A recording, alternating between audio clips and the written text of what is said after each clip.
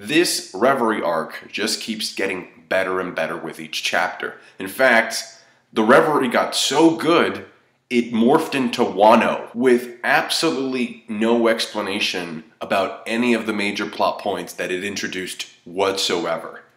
Wow, I don't know whether to be hyped or upset or both at the same time. Although I think there is like a note in the beginning of the chapter that says, as the Reverie continues, or as the Reverie goes on. So potentially speaking, we could still technically, I think, go back to the Reverie at some point, come back.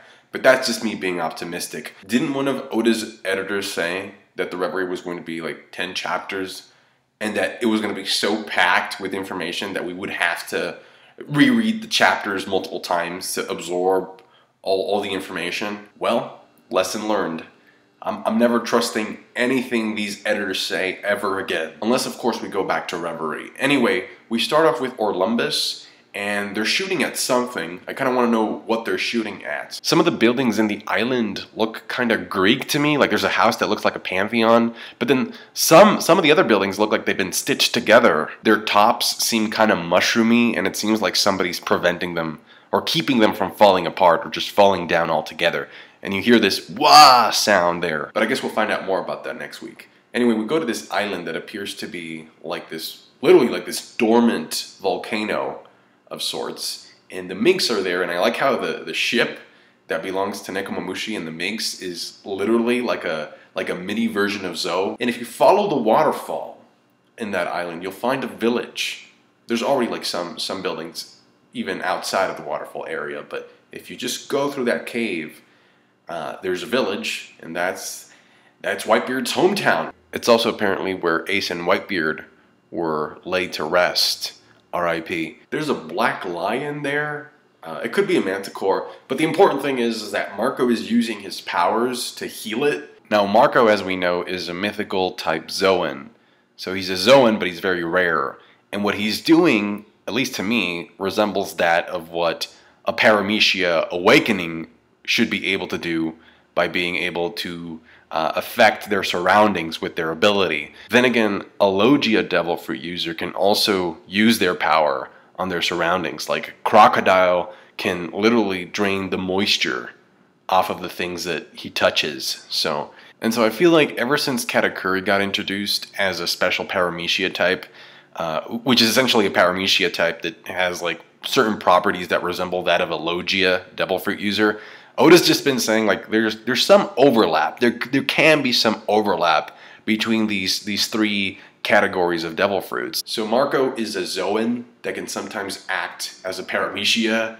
Katakuri is a Paramecia that can sometimes act as a Logia. And then we have somebody like Karasu, who is either a Zoan that kind of acts like a Paramecia or a Paramecia that acts like a Zoan.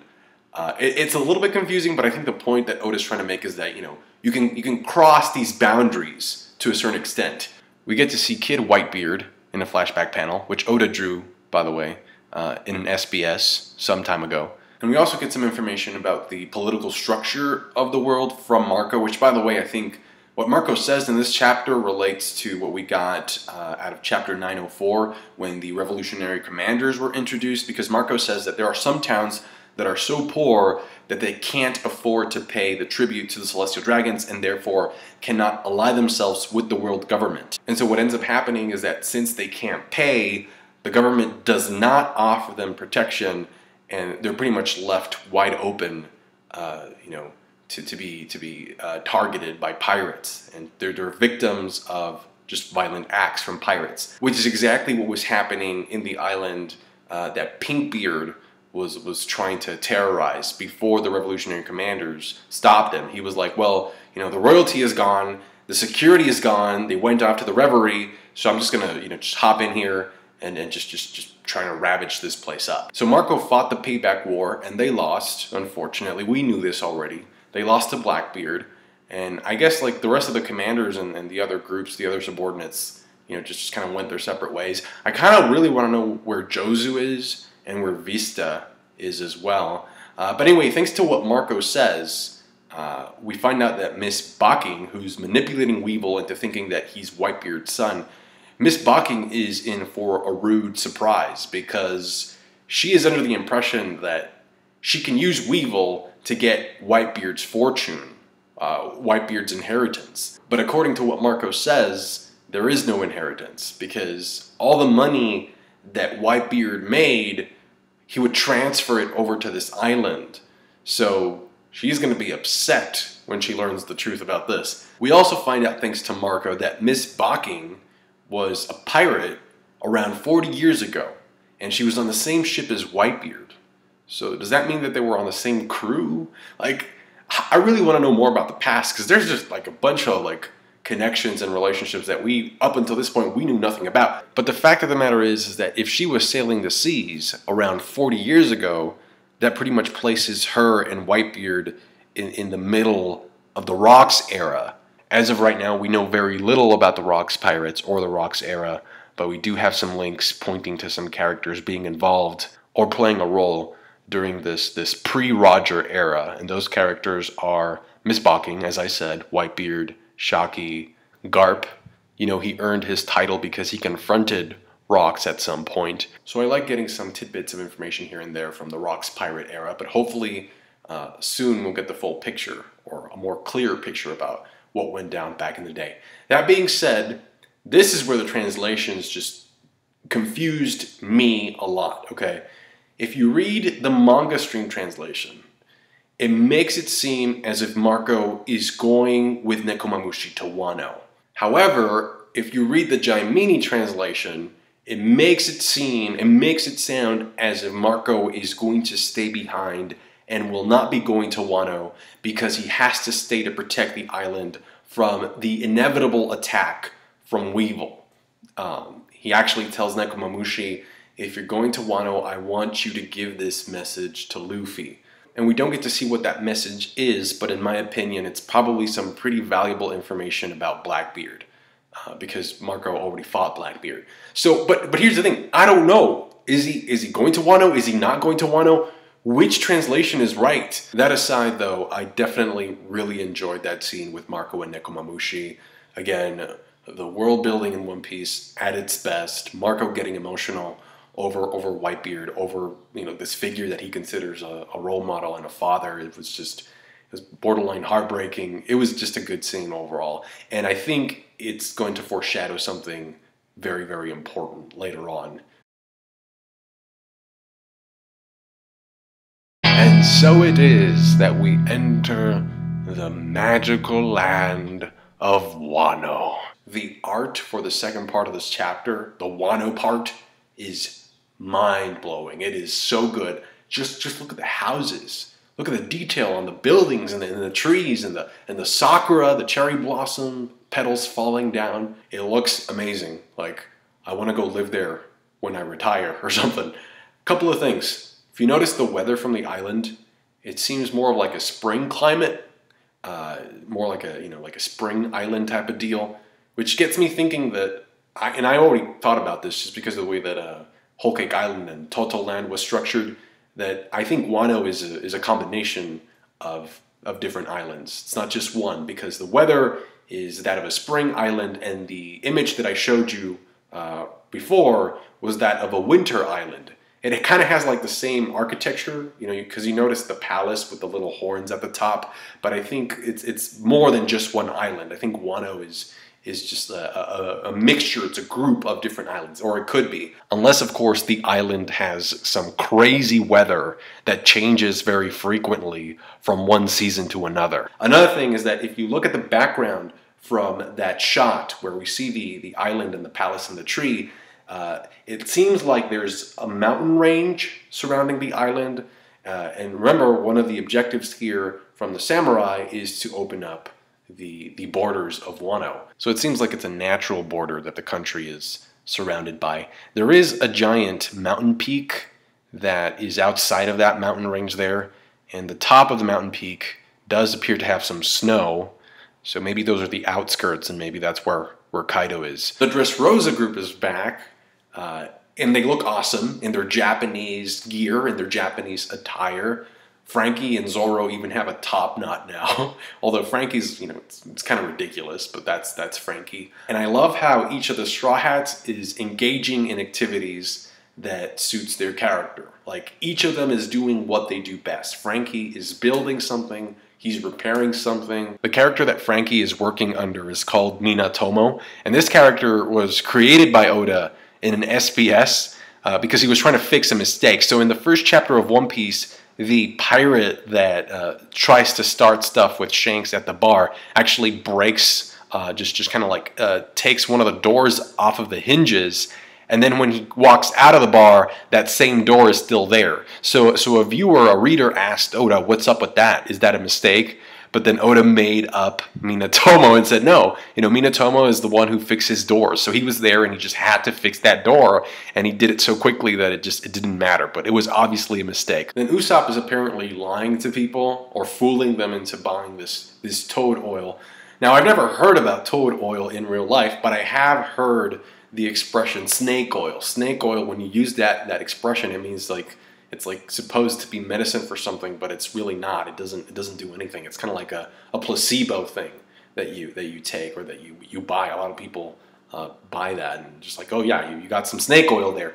That being said, though, we do know that Usopp's lies some of them end up becoming true. And we know from Chopper's flashback that at one point Dr. Hiruluk was going to die from an incurable illness, and that apparently like he saw some sakura trees, and that's what cured him, allegedly. So there is some sakura in this island. So do you think that maybe Usopp's toad oil, even though it could be a lie or it could not, I don't know, maybe he did discover something, some medical properties in some plants, because he does know about plants thanks to the time skip. But do you think that this is the arc where we're going to learn something about the cherry blossoms that we didn't know before?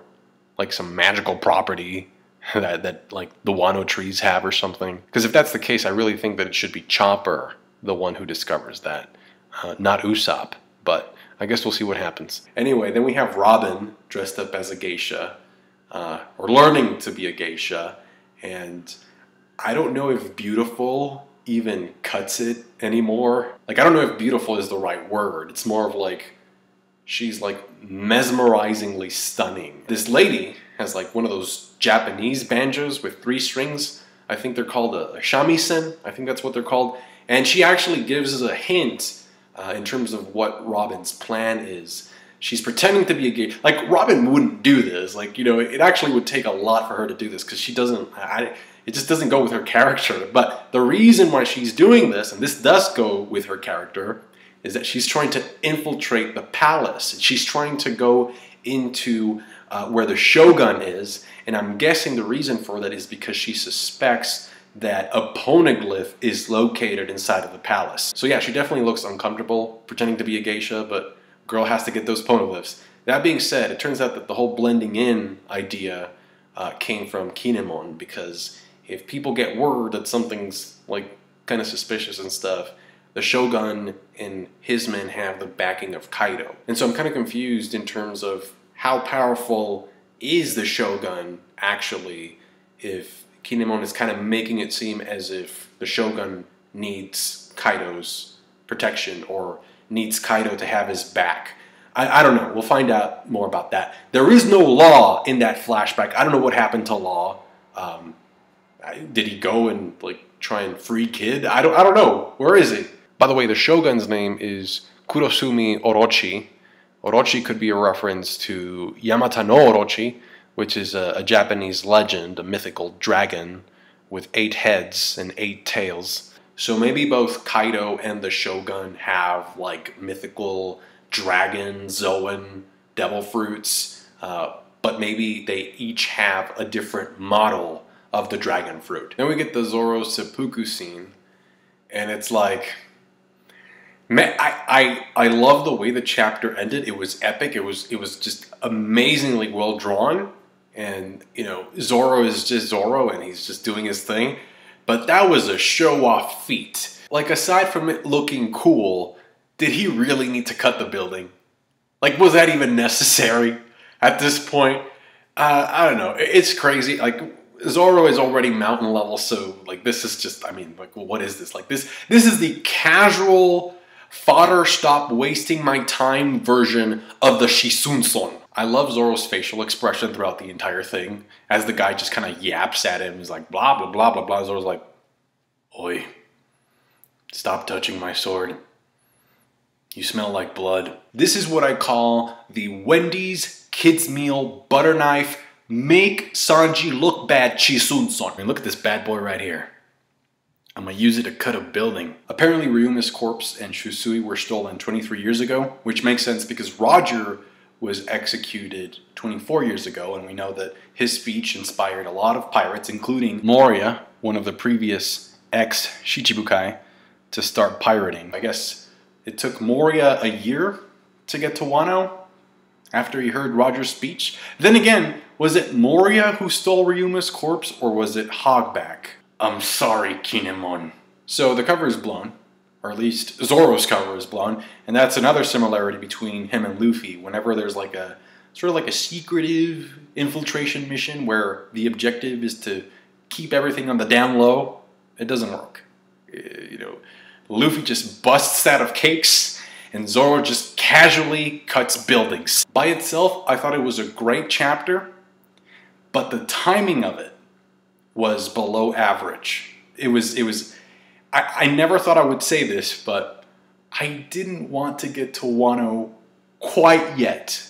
I'm not gonna lie, I'm gonna miss my Reverie. I can only imagine Oda becoming aware of the fact that fans were enjoying the Reverie a lot, and so he got worried. He was like, oh no, people are enjoying this thing way too much, and the main characters are not even in it. I have to go back to the main characters, quick! That's just a joke, but you get what I'm saying. Anyway, thank you so much for watching, guys. Leave me a like if you appreciated the review. Subscribe to my channel if you haven't done so already. And comment down below, what did you think about this first entry, the introductory chapter into the magical kingdom of Wano? I don't know why I call it magical.